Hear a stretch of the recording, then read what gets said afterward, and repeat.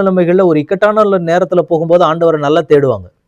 ஆனா அவங்க வேண்டியது ஆண்டவர் கொடுத்துட்ட உடனே என்ன பண்ணிருவாங்கன்னா, அப்படியே ஆண்டவரை விட்டு பின்வாங்க ஆரம்பிச்சிருவாங்க. இப்படிப்பட்ட மனிதர்கள் நிறைய பேர் இருக்கிறாங்க.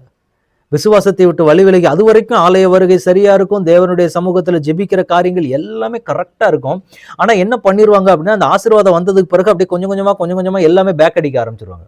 ஆண்டவர் நம்ம கிட்ட என்ன எதிர்பார்க்கிறாரு அப்படின்னா, என்னுடைய பிள்ளைகளே நீங்க அப்படி இருக்க மாட்டீங்கன்னு நம்பி ஆண்டவர் இன்றைக்கு நம்ம கிட்ட பேசுறாரு. நான் என்ன சூழ்நிலை வந்தாலும் ஆண்டவரே உங்களை நான் விடவே மாட்டேன். உங்க அன்பை விட்டு நான் தூரமா போயிட மாட்டேன். நீங்க என்னை எப்படி கொண்டு போய் வச்சீங்கன்னாலும் சரி, ஒரு உயர்ந்த ஸ்தானத்துல வச்சாலும் சரி, தாழ்மைப்பட்ட சூழ்நிலைமையில இருந்த வச்சா உங்களை நான் ஏளனம் பண்ணி பேச மாட்டேன், உங்களை நான் பரியாசம் பண்ண மாட்டேன் ஆண்டவரே. உங்களோடு கூட தான் நான் அனுப்பேன். என்ன சூழ்நிலை ஆனாலும் சரி, மரணம் வரட்டும், ஜீவன் வரட்டும், வருங்காலமா இருக்கட்டும், நிகழ்காலமா இருக்கட்டும், எது வந்தாலும் சரி, நான் உங்களோட தான் இருப்பேன். உங்க அன்பை விட்டு நான் என்ன செய்ய மாட்டேன், நான் தூரமாகவே போமாட்டேன்னு சொல்லி இன்னைக்கு ஆண்டவருக்கு நம்ம ஒரு உத்தரவாதம் கூட. ஏன்னா ஆண்டவர் அதை நம்ம கிட்ட எதிர்பார்ப்போம்.